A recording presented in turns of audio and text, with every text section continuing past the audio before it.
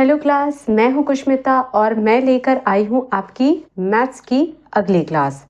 हम यहाँ पे एलसीएम और एचसीएफ देख रहे थे, जिसमें हमने लास्ट क्लास में क्वेश्चन नंबर 20 तक के देख लिया था। आज हम क्वेश्चन नंबर 21 देखेंगे। मेरे ख्याल से इतना सबको समझ में आ गया होगा। तो चलते हैं, हम स्टार्ट करते हैं। क्वेश्चन नंबर 21 क्या कहता है? क्या बोलता है? 1/3, 2/9, 5/6 और 4/27। कहता है इसका लघुत्तम समापवर्तक मतलब एलसीएम कितना होगा। और मैंने बताया था कि भिन्न वाली संख्या का अगर मुझे एलसीएम ज्ञात करना है तो जो मुझे ज्ञात करना होता है वो ऊपर होता है, मतलब यहाँ पे एलसीएम आ जाएगा, और नीचे क्या आ जाएगा? इसका जस्ट अपोजिट मतलब एचसीएफ आ जाएगा। ये मैंने बता दिया था, ठीक है। तो चलो, अब अगर मुझे नीचे वाली संख्या में कॉमन फैक्टर देखना होगा, कॉमन फैक्टर फाइंड आउट करना भी मैंने बता दिया था। यदि इसमें मैं बोलूं तो कॉमन क्या है? 1 और 3 है। यहाँ पे मतलब ये किसका फैक्टर है, ये किस किस के पहाड़े में आएगा? तो 1 से जाएगा, 3 से आएगा। और इसमें अगर देखूं तो 1, 3, 9 है। वैसे ही अगर बात करूं 6 में तो 1, 2 और 3 है, ठीक है।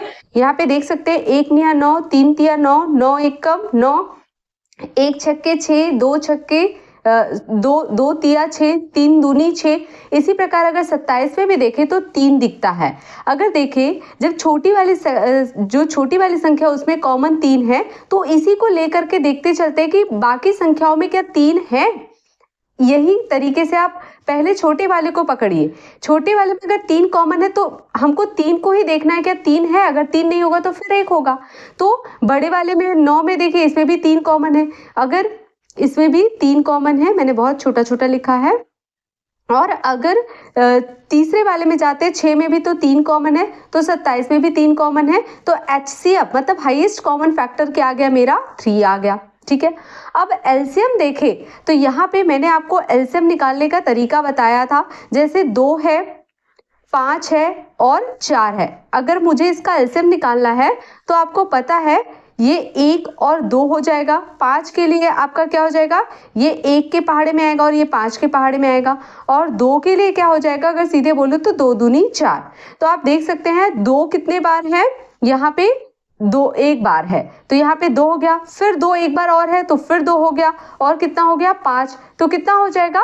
5 चौक 20। तो आपका आंसर क्या निकल कर आएगा? मतलब एलसीएम क्या निकल कर आएगा? 20/3। यही मेरा आंसर होगा। मतलब ऑप्शन देख लेते हैं, ऑप्शन नंबर सी ये मेरा करेक्ट आंसर होगा। तो मेरे ख्याल से इतना सबको समझ में आ गया होगा। ऑप्शन सी मेरा क्या होगा? करेक्ट आंसर होगा, ठीक है। चलते हैं अब आगे देखते हैं। क्वेश्चन नंबर 22 है इजी, बहुत इजी है, ठीक है। ना पेन उठाने की जरूरत है ना पेंसिल। अगर आपका कैलकुलेशन स्ट्रांग है तो आप ऐसे ही माइंड कैलकुलेट कर सकते हैं। जैसे अगला क्वेश्चन है 2/3, 3/5 और 4/7 और यहाँ पे 9/13। इसका एलसीएम लघुत्तम समापवर्तक कितना होगा बोल रहा है। एलसीएम मतलब ऊपर में मेरा आ गया एलसीएम और नीचे में आ गया मेरा एचसीएफ। तो आप देख सकते हैं 3, 5, 7 और 13 ये सब अलग अलग पहाड़े से जाते हैं। इनमें अगर कोई कॉमन है तो 1 होगा। तो एचसीएफ क्या आ जाएगा? मेरा 1। अब एलसीएम की बात करें तो आप देख सकते हैं 2 और 4 ये किससे डिवाइड होगा? 4 से, ठीक है। और 3 और 9 अगर मतलब 2 भी 4 को भाग लगाता है और 4 भी 4 को भाग लगाता है। और 3 और 9 की बात करें तो 3 भी 9 को भाग लगाता है, 9 भी 9 को भाग लगाता है। तो इसका मल्टीप्लिकेशन कर दीजिए, 9 चौक 36।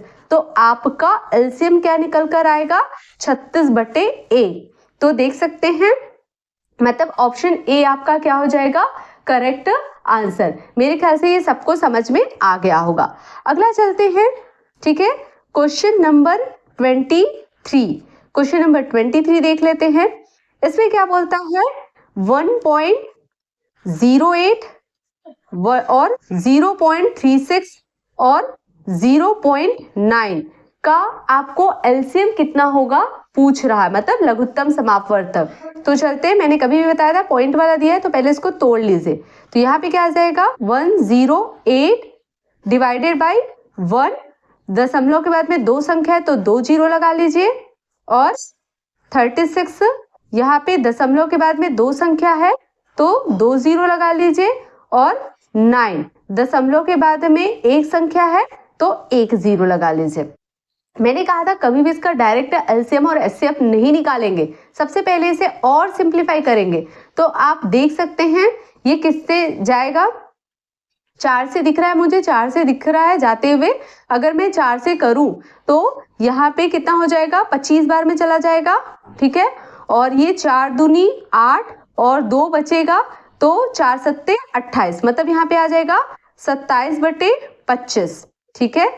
ये भी 4 से चला जाएगा, 4 निया 36 और ये हो जाएगा 25, तो सेकंड कितना आ जाएगा 25 ऊपर में कितना आ जाएगा 9, उसके बाद में 9 और 10। इसका मुझे निकालना है, क्या निकालना है, एलसीएम। अब एलसीएम निकालना है तो मैंने क्या बताया, ऊपर मेरा एचसीएफ होगा और ऊपर मेरा एलसीएम होगा, एलसीएम, ठीक है। मैं यहाँ पे लिख देती हूँ एलसीएम, और नीचे मेरा होगा एचसीएफ, ये मैंने बताया। तो चलते हैं देखते हैं इसका एचसीएफ। इन सब में कॉमन क्या दिख रहा है, देखो ये भी 5 से जाता है, 5 25 और 5 दूनी 10, तो सब में कॉमन क्या है, एचसीएफ मेरा आ जाएगा 5, ठीक है। और अब मुझे देखो, अगर मैं 9, 9 और 27 की बात करूं तो इसका मेरा एलसीएम कितना आएगा, ठीक है, ये मुझे देखना है। तो यहाँ पे देखो ये 3 और 3 निया 27 नजर आ रहा है यहाँ पे, बाकी सब में तो 9 9 है, तो यहाँ पे 9 और 3 का मल्टीप्लिकेशन होगा कि नहीं होगा, 9 तिया 27, मतलब एलसीएम मेरा आ गया 9 तिया 27, ठीक है। देखो यहाँ पे 27 है, 27 को कैसे लिख सकती हूँ, 3 निया 27, 9 को कैसे लिख सकती हूँ 1 और 9, 9 को कैसे लिख सकती हूँ 1 और 9, तो इन सब में 9 क्या है, एक बार कॉमन है 9 आ गया, और 3 अलग से तो उसको लिखूंगी, तो 3 निया 27, ठीक है। अब चलते इसे सॉल्व करते हैं।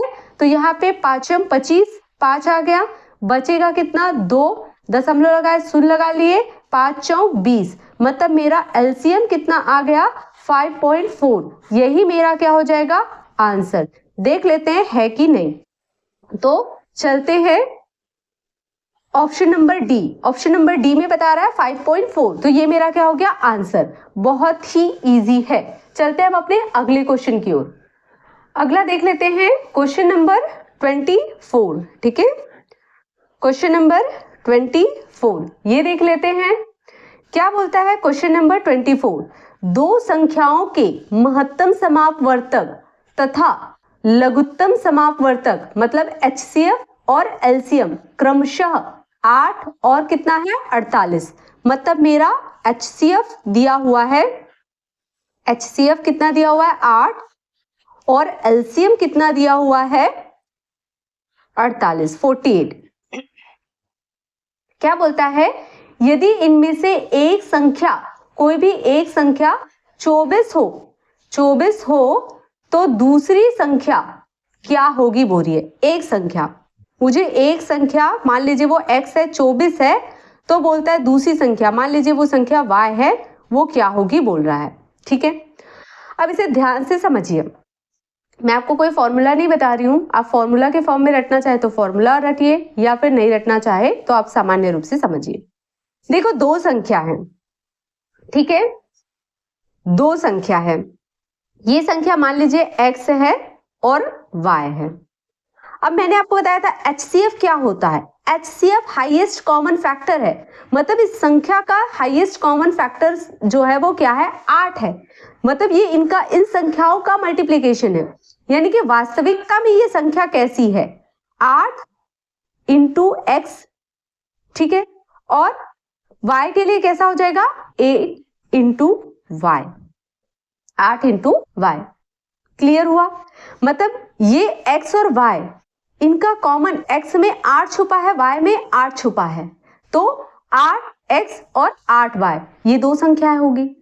अब जैसे 24 है, 24 मेरा एक्चुअल में कैसा है, 24 मेरा 8x है, ये मेरी एक संख्या, मैंने एक संख्या 8x माना है, तो आपकी एक संख्या क्या है 8x 24 है।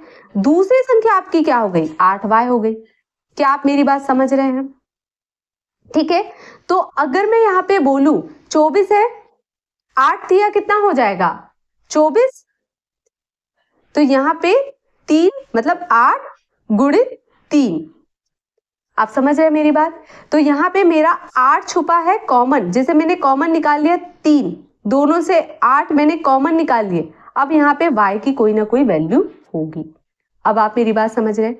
अब चलते क्वेश्चन में देखते हैं, क्वेश्चन में क्या बोल रहा है। अब एक चीज समझिए, जैसे मैंने 8 को मैंने निकाल लिया, 8 को मैंने दोनों से निकाल लिया, तो अब यहाँ पे क्या बचा, मैं ये 3 की जगह पे मैं लिख रही हूँ x, ठीक है, मान लीजिए वो 3 की जगह पे x है और इनटू में कर दिया मैंने y। तो दो संख्याओं का मल्टीप्लिकेशन क्या है, अगर वो संख्या एक दूसरे को काट नहीं रही है और उसका मल्टीप्लाई करते तो वो क्या होता है, मेरा एलसीएम होता है। तो ये मेरा एलसीएम हो गया।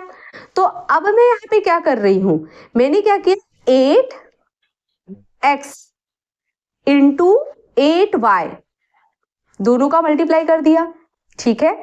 अब ये 8 मेरा क्या है HCF है, ये 8 मेरा HCF है, कॉमन हाईएस्ट कॉमन फैक्टर, और जो मैंने x इंटू वाई किया ये मेरा क्या है एलसीएम है। तो यहाँ पे क्या हो जाएगा, मेरा क्या आ जाएगा, मैं यहाँ पे लिख देती हूं इसी संख्या को, क्या आ जाएगा मेरा 8x into 8y is equal to क्या हो जाएगा HCF इंटू एलसीएम। होगा कि नहीं होगा? अब यहाँ पे देखो HCF मेरा क्या है 8 है और एलसीएम मेरा कितना दिया हुआ 48 दिया हुआ है। अब मुझे एक संख्या मतलब 8x की वैल्यू कितनी दी हुई है 24, तो यहाँ पे 24 लिख लीजिए और इनटू ये 8 इस 8 को काट देगा, ये 8 इस 8 को काट देगा, तो यहाँ पे y बचेगा। क्या आप मेरी बात समझ रहे हैं? मेरे ख्याल से इसमें किसी को डाउट नहीं होना चाहिए। तो अब देखो 24 दूनी कितना हो गया 48, तो y इज इक्वल टू 2 निकल कर आया। ये दूसरी संख्या नहीं है क्योंकि दूसरी संख्या तो 8y है, तो यहाँ पे कितना हो जाएगा 8y इज इक्वल टू कितना हो जाएगा 8 दूनी 16, तो ये मेरी दूसरी संख्या निकल कर आई। तो आप फॉर्मूला के फॉर्म में भी आप इसको याद कर सकते हैं, या फिर आप डायरेक्ट समझिए, अगर आप इन संख्याओं का गुणा करते हैं तो क्या मिलेगा HCF इंटू एलसीएम मिलता है, ये फॉर्मूला मिलता है। मतलब पहली संख्या आपको फॉर्मूला क्या मिली, पहली संख्या गुणित दूसरी संख्या is equal to HCF into LCM, ऐसे याद रखिए, या फिर बिना याद रखे आप समझिए कि इनको गुणा करते हैं तो आपको HCF इंटू एलसीएम मिलता है। अगला क्वेश्चन समझते, अगला क्वेश्चन देखते हैं, वहां से और क्लियर हो जाएगा। मान लो किसी को क्लियर नहीं हुआ होगा तो हम आगे देखेंगे तो उससे और क्लियर हो जाएगा। तो क्वेश्चन नंबर 25 देखते हैं। 25 क्या बोलता है, दो संख्याओं का महत्तम समापवर्तक मतलब HCF 11 है। HCF कितना दिया हुआ है 11, और एलसीएम लघुत्तम समापवर्तक मतलब एलसीएम दिया हुआ है, कितना दिया हुआ है 7700। फिर क्या बोलता है, यदि इनमें से एक संख्या मान लीजिए वो संख्या कितनी हो गई अब 11x, या फिर आप x लिखिए। अगर केवल x लिखेंगे तो अगर यहाँ पे मैं केवल x इंटू वाई करती, मान लो x इंटू वाई करती, तो यहाँ पे मुझे HCF को लिखना पड़ता केवल 8 और एलसीएम को लिखना पड़ता 48, और यहाँ पे x की वैल्यू कितनी दी हुई है 24। क्या आप मेरी बात समझ रहे हैं? और यहाँ पे मैं इसको सॉल्व करती तो यहाँ पे देख सकते हैं 8 तिया 24 हो जाता, ठीक है, और 3 एकम 3 और 3 छक्के 18, तो y की वैल्यू 16 निकल के आ जाती। मतलब आपके पास में दो तरीके हैं, या तो आप xy मान के बना लीजिए, या फिर आप बिना रटे समझना चाहते हैं तो HCF क्या होती है हाईएस्ट कॉमन फैक्टर होती है। दोनों में समझ में आया, दोनों में रटने की जरूरत नहीं है। तो HCF मेरा क्या हो जाएगा आपका, मतलब एक संख्या आपकी 11x निकल कर आई, लेकिन यहाँ पे क्या बोल रहा है एक संख्या आपकी कितनी है 275। तो बोलता है दूसरी संख्या कितनी होगी। क्या बोलता है? दूसरी संख्या, मतलब दूसरी संख्या मेरी 11 बाय कितनी होगी, ये पूछ रहा है। चलते हैं, तो यहाँ पे कितना हो जाएगा, 11x into 11y is equal to कितना आ जाएगा, यहाँ पे क्या आ जाएगा, आपकी एक संख्या HCF आ जाएगी। 11 मतलब मेरा HCF कॉमन निकाल दिया और x y को मल्टीप्लाई करने पर मुझे क्या मिल गया, LCM, मतलब 7700। ठीक है, ये 11 से 11 मेरा कैंसिल हो गया। ठीक है, अब यहाँ पे देख लीजिए, इस वाले 11 को कैंसिल नहीं करते, इस वाले, अब यहाँ पे ऐसे देख लीजिए, ये 11x की वैल्यू दी हुई है 275 और यहाँ पे y दिया हुआ है। अब यहाँ पे 7700, इसको सॉल्व कर लीजिए। ये भी 11 से जाता है क्या, 11 से जाएगा। 11 दूनी 22, 11 पंचे 55 और 11 सत्ते 77 और ये 0 ठीक है, अब इसे 5 से भाग दे करके देखते हैं। 5 × 25, यहाँ पे कितना हो जाएगा, 5 × 1 = 5, 2 बचेगा, 5 × 20 और यहाँ पे 0। अब यहाँ पे फिर से 5 से जाएगा, 5 × 1 = 5, 5 दूनी 10, बचेगा 4, 5 × 8 = 40। ठीक है, मतलब यहाँ पे कितना आ जाएगा, मतलब मेरा y कितना निकल कर आया, 28। y मेरी 28 निकल कर आई, लेकिन मुझे 11y, दूसरी संख्या मेरी 11y है, तो 11 का मल्टीप्लाई कर दीजिए, तो कितना आ जाएगा, 11 × 8 88, 88। ठीक है, तो ये 8 आ गया, बचेगा कितना, 8 और 11 दूनी 22 और 8 कितना हो गया, 30। तो मतलब मेरी दूसरी संख्या कितनी आ गई, 308। तो यहाँ पे देख लेते हैं 308। ठीक है, ऑप्शन डी ये मेरा करेक्ट आंसर हो जाएगा। इसी को मैं और बता देती हूँ, यदि आप इसी क्वेश्चन को केवल x और y के फॉर्म में समझना चाहते हैं तो देख लीजिए, आपको दिया हुआ है, क्या दिया हुआ है, मतलब जो क्वेश्चन अभी मैं समझाई हूं उसी का बता रही हूं। आपको HCF दिया हुआ है 11 और LCM दिया हुआ है कितना, 7700 और उसमें से एक संख्या दी हुई है 275 और दूसरी संख्या आपको फाइंड आउट करनी है। तो यहाँ पे मैंने बताया दो संख्याओं का मल्टीप्लिकेशन क्या होता है, HCF इंटू LCM। ठीक है, तो यहाँ पे क्या हो जाएगा, 275 आपकी x की वैल्यू आ गई, y और यहाँ पे क्या हो जाएगा, HCF की वैल्यू कितनी आ जाएगी, 11 और यहाँ पे कितना आ जाएगा, LCM 7700। इसको भी सॉल्व करेंगे तो y की वैल्यू उतनी आएगी। ठीक है, तो कर लेते हैं, 11 × 1 = 11, 11 दूनी 22 और 11 ये 11 पंचे 55। ठीक है, अब 5 से काटते हैं, 5 × 25, यहाँ पे 5 × 25 हो गया, 5 × 1 = 5, बचेगा 2, 5 × 25 और अभी भी बचेगा 2, 5 × 20 और 0। 5 से काटते हैं, 5 × 3 = 15 और 0 लगा लो, 5 × 8 = 40। तो देख सकते हैं दोनों ही कंडीशन में सेम वैल्यू आएगी। ठीक है, लेकिन यहाँ पे आपको कई बार दिक्कत हो सकती है, मैं बस इतना कह रही हूँ, कहीं कहीं पे ये कंसेप्ट कंफ्यूज कर सकता है, लेकिन आप ऐसे भी याद रखें, कोई दिक्कत नहीं है, आपके प्रैक्टिस पर ही सब कुछ है। चलते हैं आगे हम अपने अगले क्वेश्चन नंबर 26। ठीक है, क्वेश्चन नंबर 26 चलते हैं। 12 के दो गुणजों का लघुत्तम सद, अब देखो 12 के दो गुणज, 12 का गुणज है, मतलब ये क्या बोल रहा है, HCF। ठीक है, HCF कितना बोल रहा है, 12 का गुणज, मतलब 12 के साथ में मल्टीप्लाई है, मतलब 12 का अगर x के साथ में मल्टीप्लाई कर दूं, 12x कर दूं तो 12 मेरा HCF, दोनों में अगर 12 मल्टीप्लाई हो रहा है तो HCF 12 है। ठीक है, 12 के दो गुणजों का लघुत्तम समापवर्तक, मतलब मेरा LCM कितना दिया हुआ है, 1056। यदि इनमें से एक संख्या मेरी कितनी दी हुई है, मतलब 12x कितना दिया हुआ, 132, तो बोलता है दूसरी संख्या क्या होगी, मतलब 12y मेरा क्वेश्चन मार्क है। चलो कर लेते हैं, 12x इंटू 12y, 12 कॉमन निकाल दे तो मेरा HCF बन जाता है और दो बचे हुए संख्याओं का मल्टीप्लिकेशन मेरा क्या बन जाता है, LCM बन जाता है। तो यहाँ पे 12x इंटू 12y, HCF मेरा 12, LCM मेरा कितना हो गया 1056। यहाँ पे 12 से 12 कैंसिल कर देते हैं, ठीक है। और इस 12x की वैल्यू क्या दी हुई है, 132 इंटू y, और यहाँ पे 1056। काट देते हैं इसको। कौन सी संख्या से काटे, 2 से काट के, 12 से काट के देखे क्या 12 से हो जाएगा। अगर 12 से नहीं समझ में आ रहा है तो कोई छोटी संख्या ले लो, और अगर 12 समझ में आ रहा है तो डायरेक्ट 12 से काट लीजिए। जैसे कि 12 एकम 12, बचेगा कितना 1, 12 एकम 12, 12 अट्ठे 96, बचेगा कितना 4, और 5 4 9, 12 अट्ठे फिर से 96, ठीक है। अब ये 11 से कट जाएगा, 11 एकम 11, 11 अट्ठे 88, मतलब y की वैल्यू कितनी आ गई 8, ठीक है। y इज इक्वल टू मेरा कितना आ गया, y इज इक्वल टू 8 आ गया।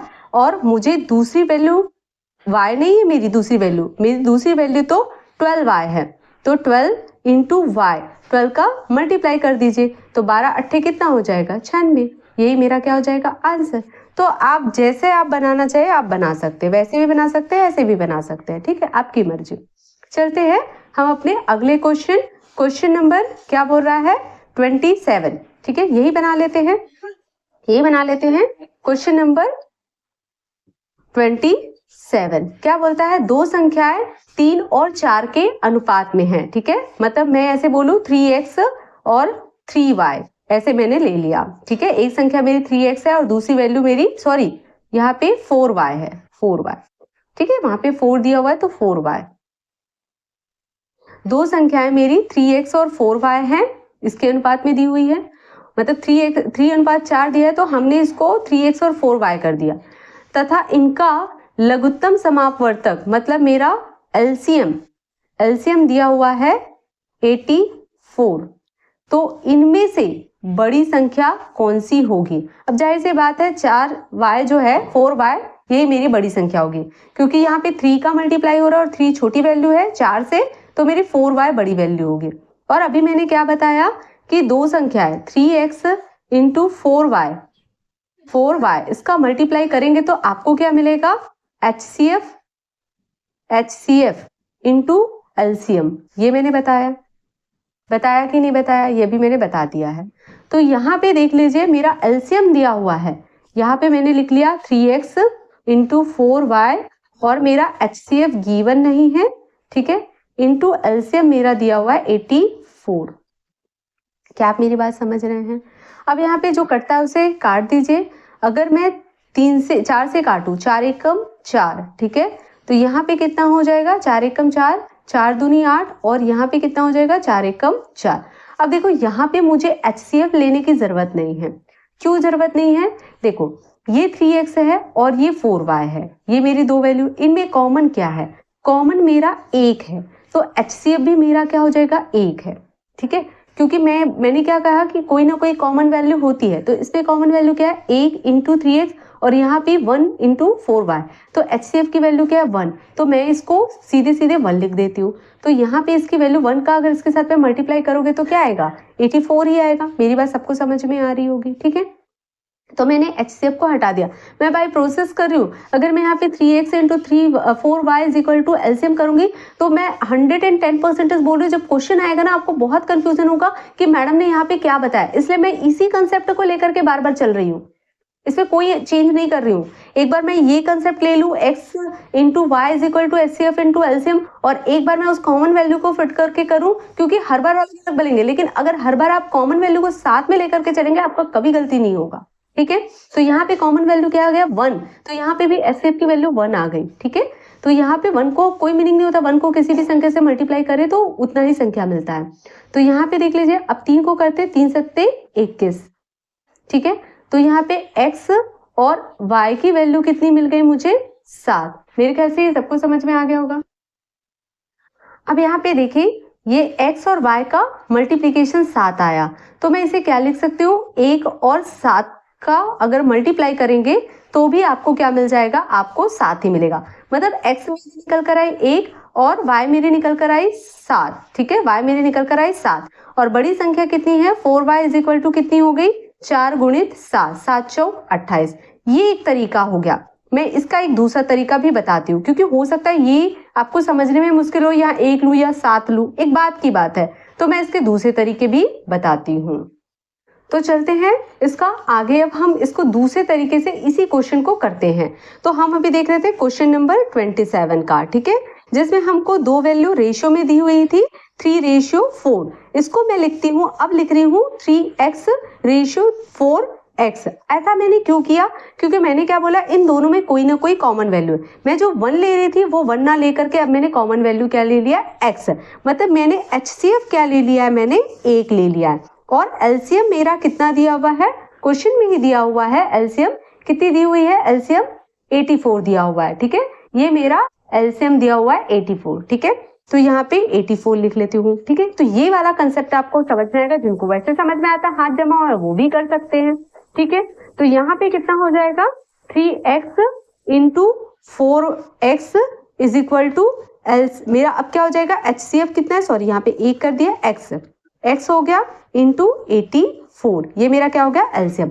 x से आपका x कट जाएगा, 4 एकम 4, 4 दूनी 8 और 4 एकम 4, और यहाँ पे कितना हो जाएगा, 3 सत्ते 21। तो यहाँ पे x की वैल्यू कितनी आ गई, 7 आ गई, आप देख सकते हैं। अब सीधे सीधे बड़ी संख्या कौन सी है, 4x, तो यहाँ पे रख दीजिए 4 × 7, 4 सत्ते 28। आपको जैसे सही लगता है आप बना लीजिए, आंसर दोनों ही कंडीशन में आएगा। चलते हैं हम अपने अगले क्वेश्चन की ओर, क्वेश्चन नंबर 28। क्वेश्चन नंबर 28 क्या कहता है ये भी देख लेते हैं, क्वेश्चन नंबर 28 की ओर। तो देख सकते हैं 29 से बड़ी 2 संख्याओं का महत्तम समापवर्तक मतलब HCF जो है वो 29 है, ठीक है। लेकिन ध्यान रहे कि जो 2 संख्याएं हैं वो 29 से बड़ी है, ठीक है। उनमें से HCF उनका 29 दिया हुआ है, और लघुत्तम समापवर्तक मतलब LCM कितना दिया हुआ है, 4147, ठीक है। क्या फाइंड आउट करने के लिए बोल रहा है, तो इन संख्याओं का योग मतलब 29x प्लस 29y, मतलब मैंने एक संख्या 29x मानी है और दूसरी संख्या 29y मानी है। इनका योग, इन संख्याओं का जो योग है वो कितना होगा, ये पूछ रहा है, ये क्वेश्चन मार्क। क्या आप समझ रहे हैं, ठीक है। तो अब 2 संख्या मेरी कितनी हो गई, 29x × 29y is equal to 29, ठीक है। अब देखो यहाँ पे xy लेकर बनाएंगे ना तो थोड़ी सी गड़बड़ हो सकती है, वह आप अपनी कॉपी में खुद से करिएगा, ये होमवर्क है, ठीक है। इंटू 4147, ठीक है। चलते हैं 29 से 29 काट लेते हैं, 29 और ये 29 कट गया। अब देखते हैं दूसरा 29 में जाएगा कि नहीं जाएगा, ठीक है। तो करके देखते हैं, यहाँ पे भाग लगा लेते हैं, 4147 को 29 से भाग दे करके देखते हैं। तो एक बार तो जाएगा, तो यहाँ पे 29 आ जाएगा, कितना बचेगा यहाँ पे 1, 11 में से 9 घटाएंगे तो कितना बचेगा 2, और यहाँ पे 1 बचेगा, ऊपर से 4 ले लेते हैं, ठीक है। और 29 चौक कितना हो जाएगा 116, 29 चौक 116 हो जाएगा। तो यहाँ पे घटा के देखते हैं, 1 4 6 6 12 और 2 कितना हो जाएगा यहाँ पे 8 आ जाएगा, तभी तो 14 होगा। 6 6 12 और 2 कितना हो जाएगा 14, तो 8 आएगा यहाँ पे, और कुछ भी नहीं बचेगा, यहाँ पे 7 आ जाएगा। और 29 तिया कितना होता है 87, ठीक है। तो ये कितने बार में गया 143, मतलब इसको मैंने काटा तो कितना आ जाएगा यहाँ पे 143। ये x और y का मल्टीप्लिकेशन है, ठीक है। अब यहाँ पे देखेंगे तो ये किससे जा रहा है, 11 एकम 11 और 11 तिया 33, मतलब x और y का मल्टीप्लिकेशन को अगर हमको ऐसी वैल्यू को लेना होता है, जब भी हम 2 वैल्यू को मल्टीप्लाई करते हैं तो ये ऐसी वैल्यू को लेना है जो एक दूसरे को डिवाइड ना करे, तो 11 और 13 ही आएगा, ठीक है। कोई दूसरी वैल्यू नहीं लेना है, ठीक है। इन दोनों को मल्टीप्लाई करेंगे तो 143 आ जाएगा। तो ये मेरा एक्स वाई की वैल्यू आ गई, लेकिन मुझे बोल रहा है इन संख्याओं का योग कितना होगा, मतलब ये पूछ रहा है। तो चलो यहाँ पे कर लेते हैं 29x प्लस 29y, यहाँ पे 29 मैंने कॉमन ले लिया। अब यहाँ पे x प्लस y हो जाएगा, यहाँ पे वैल्यू पुट कर देती हूँ, 29 हो गया, ये x की वैल्यू इनमें से कोई एक x होगा और कोई एक y होगा, तो यहाँ पे ले लीजिए 11 और यहाँ पे प्लस 13। क्या फर्क पड़ता है, आप 13 प्लस 11 करिए, 11 प्लस 13 करिए, एक ही मीनिंग है। तो यहाँ पे क्या आ जाएगा 29, और यहाँ पे देख लीजिए 3 और 1 कितना हो जाएगा, सॉरी ये 29 है, 3 और 1 कितना हो जाएगा, 4 हो जाएगा, और यहाँ पे 1 और 1 कितना हो जाएगा, 2। अब यहाँ पे 29 और 24 का आप शॉर्ट मल्टीप्लीकेशन कर लीजिए, 4 निया 36, 6 बचेगा कितना 3, 4 दूनी 8 और 9 दूनी 18, जोड़ लीजिए 8 8 16, 16 और 3 कितना हो गया 19 का 9, बचेगा कितना यहाँ पे 1, 1 और 1 2, तो यहाँ पे आ जाएगा 9, बचा कितना है 2, 2 दूनी 4, 4 और 2 6, ठीक है। तो यहाँ पे आ जाएगा 696। यही मेरा क्या हो जाएगा, इसका दो संख्याओं का योग निकल कर आएगा, तो यही मेरा क्या हो जाएगा आंसर। देखते हैं ऑप्शन में अवेलेबल है कि नहीं, ठीक है। क्वेश्चन नंबर 28 ये है ऑप्शन नंबर बी 696, यही मेरा क्या हो जाएगा आंसर। आगे चलते हैं, अगला देख लेते हैं क्वेश्चन नंबर 29। मेरे ख्याल से यहाँ तक के सबको समझ में आ गया होगा। क्या बोलता है, दो संख्याओं का योग 36 है, ठीक है। तो भी मान लीजिए x प्लस वाई, ठीक है, इसका योग 36 है, ठीक है। अब यहाँ पे बोलता है इसका महत्तम समापवर्तक कितना है, 3 है।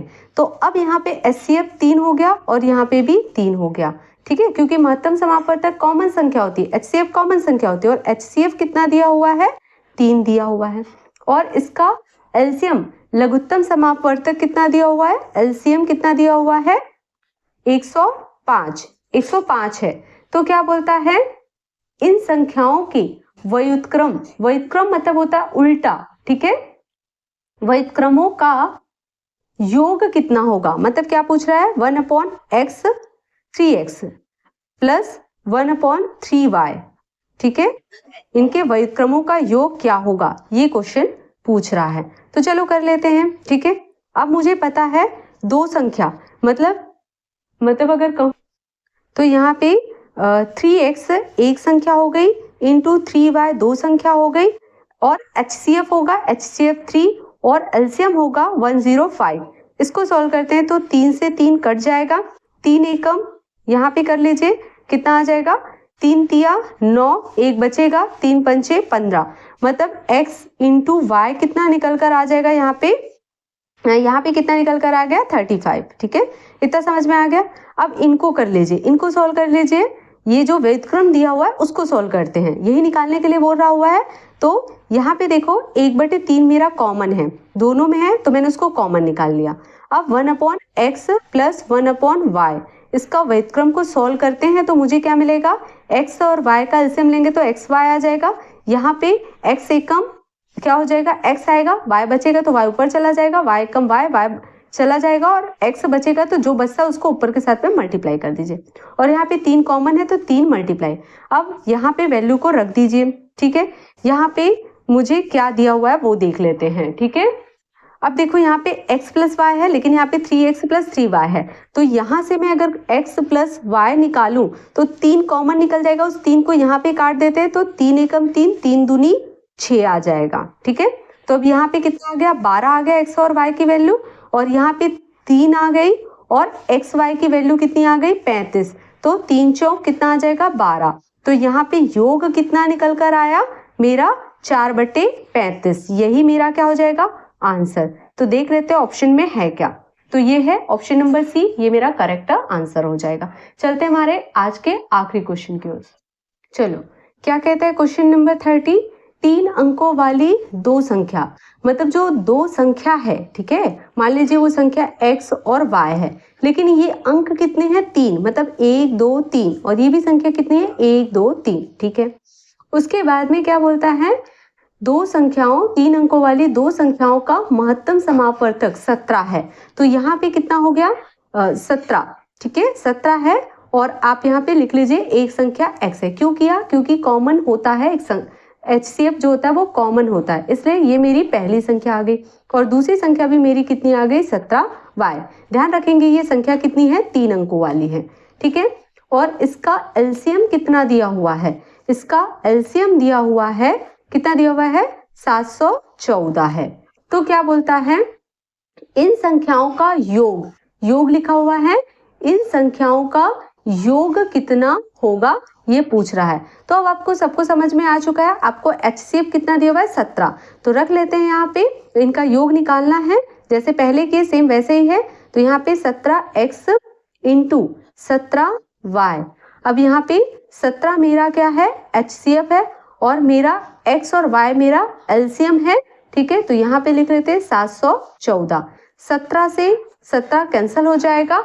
आगे देखते हैं कि 714 17 से जाता है क्या, तो करके देखते हैं। 17 चौक कितना हो जाएगा 68, बचेगा कितना 8 और 2 10 और 3 17 दूनी 34। मतलब x और y की वैल्यू कितनी निकल कर आई 4 और 2, ठीक है। अब यहाँ पे हमें इन दोनों संख्याओं का योग फाइंड आउट करने के लिए, मतलब 17x प्लस 17y हमको पूछ रहा है। तो कॉमन यहाँ पे क्या है 17, ठीक है। और x और y जो है मेरा कितना है 42। इसको मैं कितना लिख सकती हूँ, देखो ये दोनों मल्टीप्लिकेशन है, तो इसको मुझे ऐसी संख्या से मल्टीप्लाई करना है जो आपस में एक दूसरे को डिवाइड ना करें। तो 6 सत्ते 42, क्या ये अपने आप को डिवाइड कर रहे हैं, क्या एक दूसरे को नहीं कर रहे, तो 6 सत्ते 42। अब या तो ये x होगा या फिर ये x होगा, या फिर ये y होगा या फिर ये y होगा, हमें उससे कोई फर्क नहीं पड़ता। हमने यहाँ पे 17 कॉमन निकाल लिया, तो x प्लस y बचा और इसकी वैल्यू कितनी आई है, ये 17 हो गई। यहाँ पे कितना हो गया 6 प्लस 7 होगा, और 6 7 कितना हो जाएगा 13। तो 17 गुणित 13 करना है। क्या आप मेरी बात समझ रहे हैं? अब इसको मल्टीप्लाई कर देते हैं। 13 सत्ते 91 का 1 हासिल लाई 9 और 13 एकम 13, तो यहाँ पे कितना हो जाएगा 9 और ये कितना हो जाएगा 12 का 2 हासिल लाई 1 और 1 और 1 कितना हो जाएगा 2। तो यहाँ पे कितना आ जाएगा 17x प्लस 17y, यही पूछ रहा है। यहाँ पे 221 निकल कर आया और यही मेरा क्या हो जाएगा आंसर। मतलब आप देख सकते हैं ऑप्शन सी मेरा क्या होगा करेक्ट आंसर, ठीक है। मेरे ख्याल से इसमें किसी को भी डाउट नहीं होना चाहिए, ठीक है। तो आज हम अपनी क्लास यहाँ पे वाइंड अप करते हैं। यदि इसमें किसी को कोई भी डाउट हो तो आप कमेंट सेक्शन में कमेंट कर सकते हैं, ठीक है। और यदि मेरी क्लास अच्छी लगती तो प्लीज़ लाइक कीजिए, सब्सक्राइब कीजिए और अपने दोस्तों में ज़्यादा से ज़्यादा शेयर कीजिए। Thank you class.